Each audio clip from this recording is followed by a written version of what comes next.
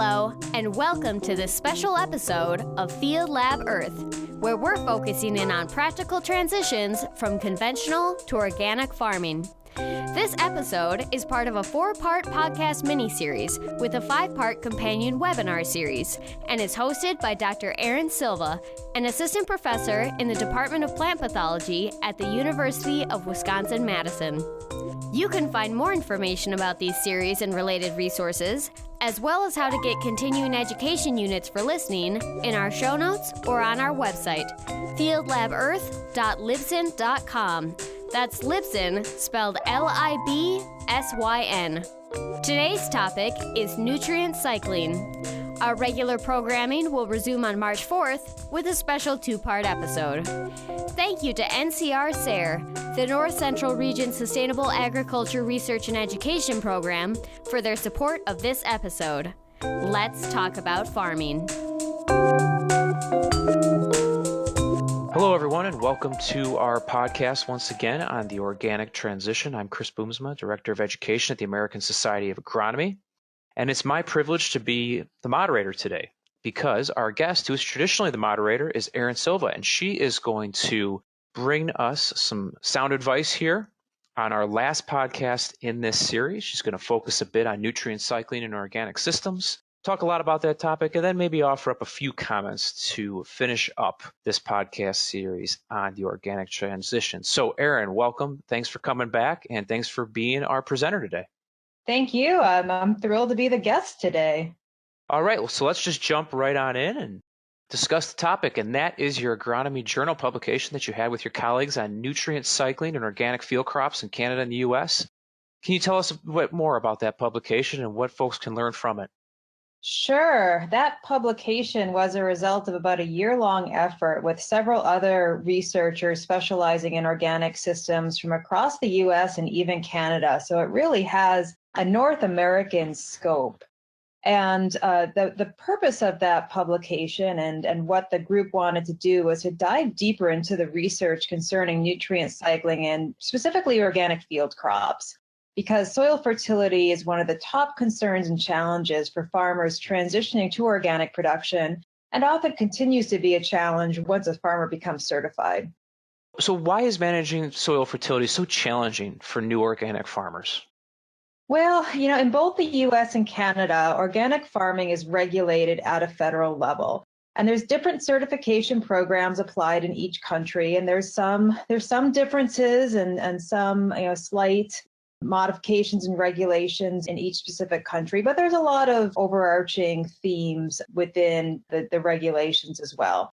So overall, the standards in both the U.S. and Canada include specific regulations with respect to soil management. So overall, and this is not just North America, this is really globally as well, organic regulations emphasize soil biological, physical, and chemical properties. So essentially emphasizing aspects of soil health and quality, and the farmer must maintain soil health and quality and these soil biological, physical, and chemical properties through appropriate tillage, rotations, and cover crop practices. So the regulation itself really has a lot of emphasis on soil fertility and the practices that a farmer must engage in to ensure that they're achieving their soil fertility goals within the framework of the organic regulations. So within this framework, synthetic fertility inputs are prohibited. So they can't use what they might have traditionally used or had historically used in their conventional crop rotation practices, but they can use other inputs. They can use cover crops and animal and plant-derived inputs to ensure that their crops can access the fertility they need for crop growth and productivity. So how did the team of researchers approach summarizing the large body of research out there related to organic soil fertility? It sounds like quite the effort. It was. It really was an undertaking led by Pat Carr from Montana State University, who was really a great leader of this very diverse group who are geographically dispersed from all over North America. So like I mentioned, they were from Canada and New England and the southeastern U.S. and the Corn Belt and the West Coast. So, spanning a large diverse set of environments and cropping systems. So that the review article focuses on organic grain, but we're talking organic grain from corn and soybeans and cereal grains, from dryland cropping systems to more humid and temperate cropping systems. So, looking at this diverse range of environments and the research that was conducted on these diverse ranges of environments, the group uses traditional research tools like searching databases and looking at other reviews of published literature, but also relying on professional contacts and our own personal experience with organic farming to access additional literature. So a lot of effort trying to really compile all the studies that have been conducted looking at soil fertility, specifically related to research conducted on certified organic lands. Gotcha. Now, I know we want to talk a little bit about the trends of what were discovered, but before I do so, did you folks regionalize the information that you found, or is it a big synthesis across North America? How did you break it all down when you have that massive amount of information staring you in the face?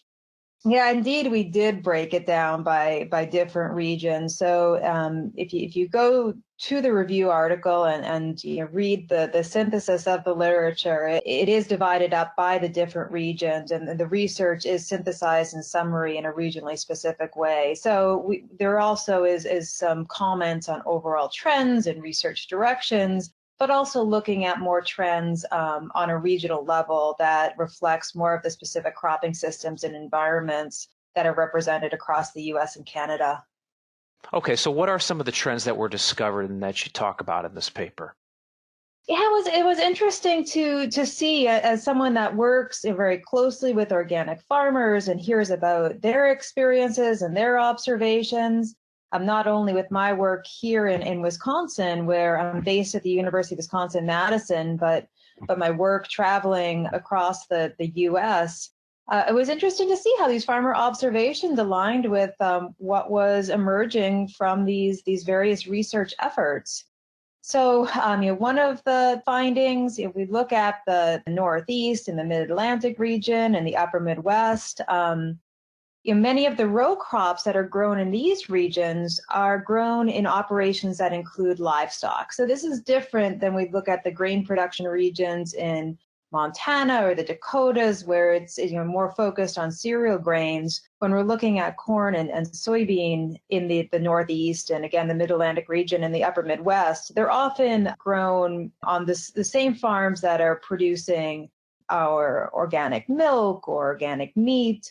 So, looking at how farmers manage these row crops, they certainly have more options because manure is more readily accessible. So, as I mentioned, I'm based in Wisconsin. I work in the Upper Midwest, and as such, I work with a lot of organic dairy farmers. And indeed, these farmers do have ready access to manure, and that certainly does serve as a primary fertility input.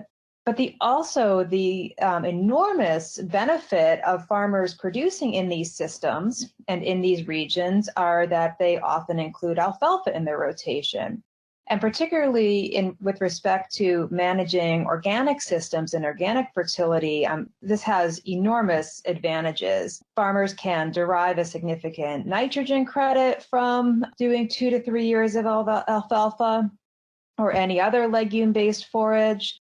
And even those farms that may not have livestock directly part of the operation, the other organic farmers, other organic grain farmers in these regions also benefit because there is a decent market for organic hay. So conventional farmers that are in these regions, Wisconsin, Iowa, Illinois, Pennsylvania, New York, they have the benefit of being close to organic livestock operations and being able to include organic hay and alfalfa as part of their rotation. So that's an important thing to consider when you're working with farmers that are interested in transitioning and maybe more doing a typical organic or more of a typical conventional corn soybean rotation. That in the organic market, there is a place for organic hay to go, and farmers, if they're growing good quality hay, can get a decent price for that crop. So that, again, offers a big advantage in terms of getting nitrogen into the system without the tool of synthetic nitrogen, and also has great weed management benefits as well by having that perennial crop on the fields for 2 to 3 years that not only prevents weed seeds from germinating, but also allows farmers to essentially cut any weeds that germinate without having to till or disturb the soil. So in those regions, there's definite advantages in terms of being able to engage in organic row crop farming. All right, well, let's talk a little bit about nitrogen, particularly for those organic grain farmers that don't have access to manure. What are their options for nitrogen fertility? What do you suggest here? Yeah, that definitely is tougher, because certainly when we're looking at organic systems and accessing nitrogen and bringing nitrogen to the system, manure is definitely the go-to. And whether that be manure from dairy cattle or beef cattle, or looking at a product from poultry operations that may be dried or pelletized, often there is a animal component, animal origin to that nitrogen. But that product is often expensive and can be hard to ship and hard to access. So farmers that are transitioning to organic production or currently doing organic production and are in regions, like I mentioned, in the Dakotas or Montana or Nebraska, that may not have kind of that critical mass of livestock operations. I should note, though, that when we're looking at manure and the integration of manure into organic row crop operations, that manure does not have to be from an organic livestock or dairy or a poultry operation. Organic farmers can use manure from conventional operations. They do need to check that that manure hasn't received any additives or stabilizers, but the fact that it's from a conventional livestock or poultry operation doesn't necessarily disallow it from being applied to organic fields. So that's something to consider if, again, you're working with a transitioning farmer or interested in transitioning and trying to evaluate what your nitrogen sources might be, that conventional livestock operations certainly can be a source of nitrogen for organic row crop farmers. But there are some areas of the country where that still, even at a conventional level, is not necessarily easily accessible. So in these cases, organic grain farmers are typically relying on cover crops as their source of nitrogen-fixing legumes. Again, there is a market for organic hay. As you get further away from organic livestock operations, the economics are a little bit tougher to work out, but there still is a market. But often these farmers are using cover crops in some way, and nitrogen fixing cover crops to get nitrogen into the system and either eliminate or at least lower their need for manure as, again, that primary source of nitrogen. So the best opportunities in a rotation in terms of getting these legume cover crops into the system typically is either within or just after a cereal grain phase of the rotation. So one strategy that is commonly used in the upper Midwest is frost seeding legumes into winter wheat. So, just as the spring is starting to warm up and you're getting some freeze and thaw in the soil and getting some cracks on the soil surface as that ground warms up right at daybreak, that's a perfect time to go over that winter wheat field. Just broadcast seed some red clover at a fairly low rate, about 10 pounds per acre, 12 pounds per acre. And then that red clover seed is small enough that it falls into those little cracks that, again, happen as that ground starts to thaw out as we enter into the spring season. And it stays low, it germinates and stays low under that winter wheat crop as the winter wheat continues to grow.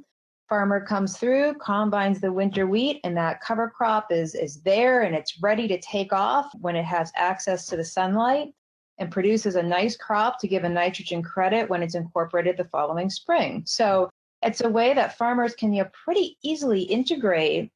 And in organic rotations, typically we are including a cereal grain, and there's a market for organic cereal grains to get nitrogen into the system and not necessarily have to alter a lot of the cereal grain cropping practices. Mm-hmm. Another option, because those cereal grains are taken off fairly early in the summer and in late July or early August, we can still come in and plant a legume crop after that. So certain clovers like berseem clover, even planting hairy vetch after that. we can plant sometime in August and still get, a good clover cover crop in there. Not only are we suppressing weeds and building soil, but we're getting a decent amount of nitrogen that if we're following that with a corn crop the following spring, we can probably get about half of our end needs from corn satisfied from that cover crop, and potentially even more depending on how much biomass we're able to achieve from that cover crop. So those are typical strategies that our farmer would use. There's other ways beyond cereal grains that farmers create those windows for cover cropping. Here in Wisconsin, farmers will grow green peas for canning or sweet corn. There's a growing market for field peas for organic protein in different sorts of products on the organic market. So there's definitely options to create these windows for cover crops if a farmer thinks outside the box, explores different markets, thinks beyond the typical corn-soybean rotation where we're looking at planting in May and harvesting in October, and there's much more limited opportunities for cover cropping. Sometimes in certain regions and in certain areas, and depending on the rotation, farmers will spend an entire year just building the soil with cover crops and getting a nitrogen credit by doing some intensive cover crops and taking the year off from cash cropping. So they get, again, the benefits of weed management and soil building, and they find that, looking at the economics across the rotation and the value of that nitrogen and the value of the other organic management benefits, it's best to put that land into a soil building, fertility building year and access nitrogen and build nitrogen in the system that way.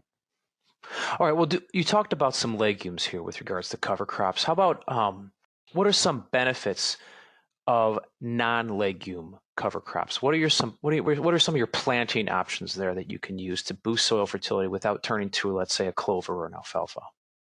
Yeah, and cover crops are just such a foundational component of organic practices. To talk more broadly about cover crops, I mean, in organic, typically, depending on where we are in the crop sequence, there may be a need to do some tillage of the soil to either work down weeds or prepare the seed bed. And it's not necessarily every year, and it can be shallow tillage, but oftentimes, especially farmers that are transitioning or crop consultants working at transitioning farmers, or with transitioning farmers, they can be really nervous about moving to a system that relies on tillage. But cover crops are often used as that counterbalance to tillage and soil disturbance. So we may be doing tillage and we may be doing soil disturbance, but typically organic farmers are coming back in as soon as they can. And if they're not planting a cash crop into that ground, they're planting a cover crop. So they're getting that ground covered. They're putting on that soil armor to protect the soil, to put living roots down into the soil, to hold soil in place. So in general, cover crops just play such an essential role in achieving those aspects of the regulation I talked about earlier, that an organic farmer has to prioritize and emphasize, again, building the soil biological, physical, and chemical properties and maintain and improve their soil health and soil quality. Yeah. So just from a soil quality aspect, cover crops are so important. But, turning around and putting those cover crops in the fall, those grass cover crops, whether it be cereal rye or winter wheat, there's definitely options out there for farmers, even on the later side of the growing season. They can help scavenge any extra nitrogen that may not have been used by the cash crop. So they're not a nitrogen fixing legume or legume that has association with rhizobium bacteria that can fix nitrogen in the atmosphere. So they're not bringing nitrogen into the system per se, but they're keeping the nitrogen there that either a farmer has invested in through the growing and purchase of seed and the production costs of cover crops. So with cover crops, there's a cost. They're saving the nitrogen that they've produced through the cover crops or that they've purchased in, again, through manure. So cost savings, those nitrogen or those cover crops holding the nitrogen in place. Mm-hmm. And again, the environmental benefits of preventing nutrient runoff and leaching. And then those cover crops, once they're reintegrated into the soil the following year and terminated through a variety of means that are available in organic systems, even without the use of herbicides, those nutrients then are available for the cash crop the following season. So cover crops are just so critical to the system.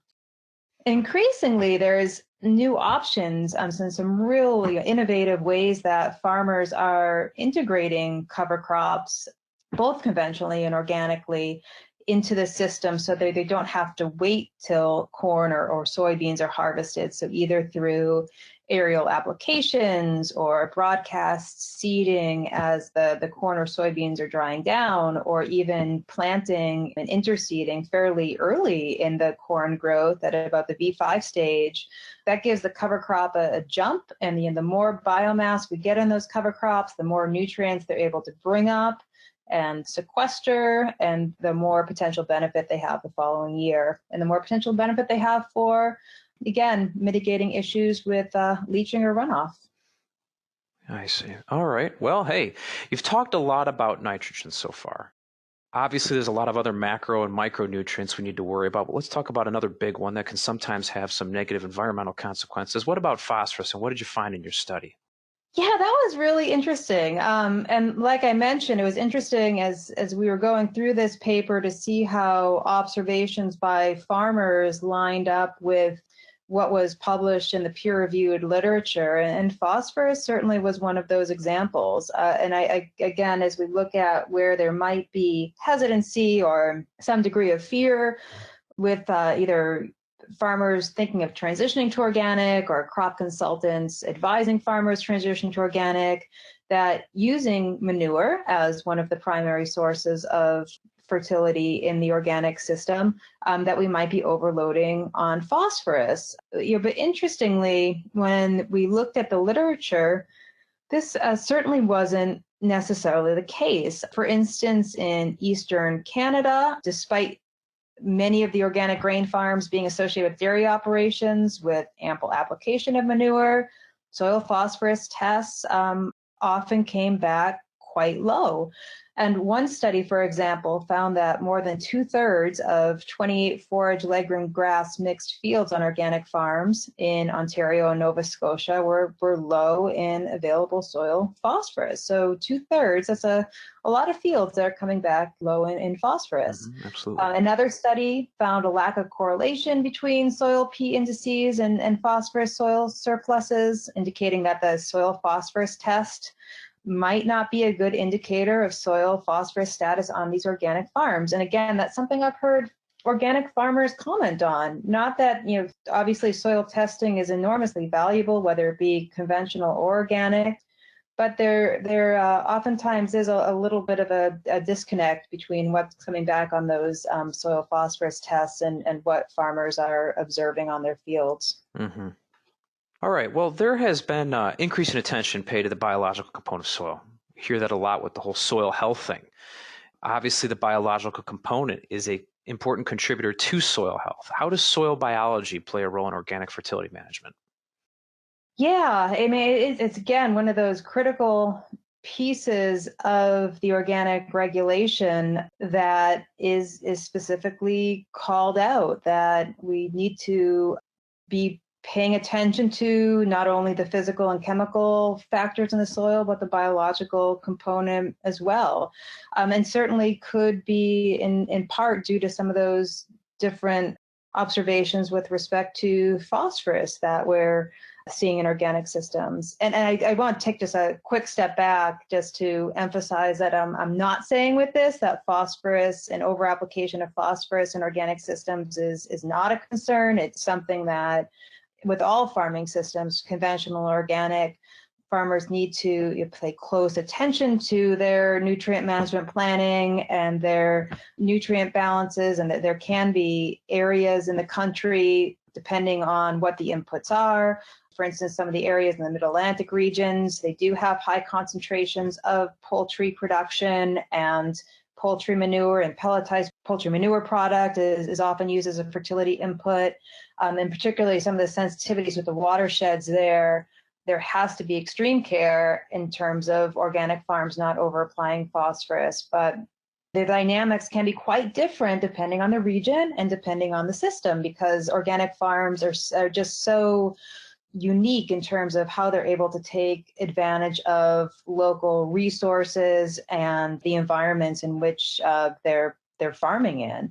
So just wanted to make sure I was not diminishing the importance of, again, in any farming system, to make sure we're not over applying nutrients, because that certainly can happen in organic as well. Absolutely. But in terms of the soil biological component, many of the soil fertility sources used by organic farmers, they rely on soil biological activity to allow for those nutrients to become plant available, to become mineralized. So soil biology is a critical factor, critical aspect of nutrient cycling and the availability of nutrients in organic systems.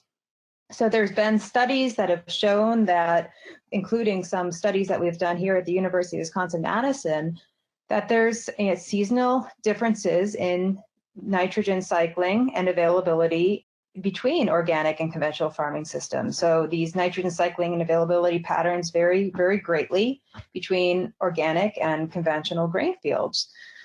Which is an important consideration and can be, depending on the soil type and the nutrient source, can be a challenge with respect to making sure that nitrogen availability is synchronized with crop demand, particularly, again, depending on where a farmer is in the country. It may be easier or harder to find a product that they can side dress and that they could apply in season. So there's some challenges there, and that certainly is an area for future research, and an area where research and crop consultants and farmers can work together to find some solutions that may work in various environments depending on climate and local input resources, let's say. But it's there are some differences there that can make that initial transition to organic a bit of a challenge because of some change in practice and again, just the tools that are available. Typically, I would say that as a farmer is farming organically for a longer period of time, and that soil tends to have a larger pool of organic matter, and the organic matter that's available for turning over throughout the season, it becomes less of a challenge. But I think it's even more challenging during the transition period before that system is equilibrated, let's say, to account for the organic inputs and for the soil biological community to respond as well. And some of what we're seeing in terms of these different nitrogen cycling and availability patterns could be likely due to not only the organic inputs, certainly residue quality can impact the synchronicity between nitrogen mineralization and crop nitrogen need, which again is definitely an important factor in managing fertility in organic fields. But certainly the soil biological activity and the changes in soil biological activity can account for some of that as well. And certainly as we've looked at long-term organic and conventional trials and long-term trials that have done side-by-side comparisons of organic and conventional management, we do often see a divergence in soil microbial communities and the quantity of soil microorganisms that are in the field. So there are some different dynamics that are at play in organic and conventional management. Interesting. It's definitely a hot area of research and something I think as we look at agriculture more broadly, whether it be conventional or organic, and we have more emphasis on soil health, that definitely is kind of a next frontier in terms of optimizing our management and optimizing our efficiency of those systems. So yeah, a lot of interesting stuff happening there. And that, like I mentioned, with phosphorus, the availability of phosphorus is similarly driven by microbial processes in organic fields. And those microbial processes can impact both the solubilizing of inorganic phosphorus and the mineralizing of organic phosphorus. And several studies that were included in this review paper demonstrated that there are more diverse soil communities under organic management, which could be hypothesized to lead to increased rates of nutrient cycling. And that could be responsible for some of those different phosphorus dynamics that we were talking about earlier. So like I mentioned, we're just at the tip of the iceberg, though, of this type of research and understanding. We see these changes, but what does it mean with respect to functionality? But it's really exciting to think about how our deeper understanding of soil biology and management factors can help improve our efficiency and environmental outcomes and crop production outcomes in both organic and conventional systems. Absolutely. So let's talk a little bit more about nutrients. And in this sense, I want to talk about nutrient management planning. We hear a lot about developing nutrient management plans and the 4 R's and all that. What are some of the biggest challenges with respect to nutrient management planning on organic grain farms in particular? Yes, I mean, as a crop advisor that's considering or currently working with organic farmers, I mean, there's definitely some challenges that you're going to be faced with balancing those fertilizer inputs from a diverse set of materials, again, whether it be pelletized poultry manure or feather meal or manure or just all the different sources that are out there for farmers to use. And some are more readily plant available and some are more slowly releasing. They have different compositions with respect to nutrients. And again, they're released at different rates. So it's a bit of a puzzle to put all these factors together and come up with a right strategy and right blend that is going to meet crop needs, but fit into the crop rotation and the windows where those inputs can be applied, that they synchronize with crop demand, and that we're not over applying certain nutrients. Because again, there's some fertility sources where you may be primarily wanting to get more nitrogen in the system, but they're also going to be bringing in phosphorus because of the nature of the input.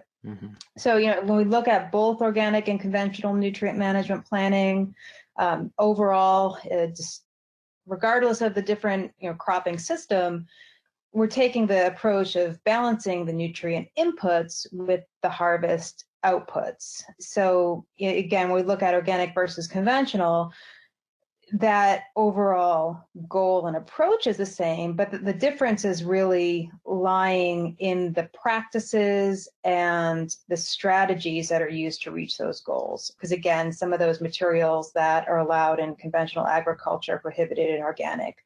But organic has a lot of options too. So again, I certainly don't want people to think that there's limited options or that we're solely reliant on manure. There certainly are other allowable inputs that fall within the framework of the regulation as well.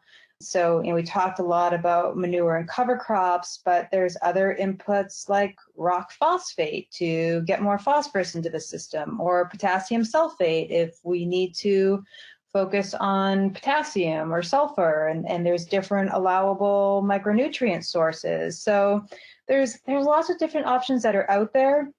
For organic farmers can use amendments like gypsum and lime, and we're increasingly seeing the value of compost, not only for the nutrients that the compost may bring, but for the other influences that compost might have on soil biological communities. So a lot of different options out there for farmers. It can be overwhelming though too, as a farmer, which oftentimes is why they're turning to folks from extension or NRCS or certified crop consultants, because it definitely is a bit of a puzzle. It's a challenge, and there's lots of different options out there, and to try to navigate through all that is it definitely takes some knowledge and some know-how and some expertise. Yeah, and it definitely shows the value of having these professionals that are knowledgeable and versed in organic to help with putting these different strategies together. It is important when you're working with organic farmers and trying to develop these nutrient management plans that we have these broad categories of allowable materials, but sometimes a specific product might have an additive, or it may be produced in a way that excludes it from being allowed in organic. So it's always important to check with either that farmer's certification agency, or there's some other lists and databases out there, the Organic Material Review Institute, for example, that actually evaluates specific products, not from a performance level, but evaluates in terms of ensuring that they are allowed and they don't have any prohibited materials included. And indeed, they would be allowable in organic production. So just always double check when you're purchasing something or recommending something to a farmer that indeed that specific product is going to be okay when their inspector and comes around and then they go through that annual certification process. Right. Absolutely. Well, hey, I think we're going to pivot off of nutrient management in this discussion here at the very end, because I really appreciate everything you've been doing for this Organic Transition podcast series, the webinar series that preceded it. And I was hoping you could finally give us your final words, basically, on the organic transition. Any final thoughts you have for the folks out there listening, given all the information we've heard presented up to this point on the organic transition? I do think that there really has not been a better time to explore the transition to organic. Not only do we have the markets that are there looking for organic products, specifically organic grain products, whether it be corn or soybeans or cereal grains, but as demonstrated through this review paper, we have more and more research that's coming out to really document the benefits of different organic practices, and more expertise that's available as well. So we definitely need more expertise. There's so much room for farmers to engage in organic and explore getting into organic production and accessing these organic markets. But we need more technical expertise out there. But the good news is there's more established technical expertise to help to guide and train those new folks, whether they be crop consultants or people in the public sector through Extension or NRCS that are interested in working with these farmers that are interested in transitioning to organic. And I think, like we've said in some of the other podcasts, organic is not an all or nothing proposition. There are a lot of farmers that are doing what we call parallel operations and taking some of their acres and transitioning to organic, which can help not only with the economics of transition, but that learning curve and strengthening that partnership with the consultant and the farmer to work together to transition part of the farm and then explore transitioning a larger number of acres if it makes sense for that particular operation. So just want to encourage people too that may be talking to farmers or working with farmers that are thinking of transitioning or exploring organic, that you can do both conventional and organic on the same farm. It does take a little bit more paperwork and a little bit more logistics, but is very doable. And there's farmers that are doing that very successfully in the U.S. Well, great insights. We certainly appreciate you being such an expert on this and sharing all this information with us. Again, both in the webinar and the podcast, this full series, you've been a great help to many people out there. So with that, thanks a lot, Erin. Appreciate it. Thank you, Chris.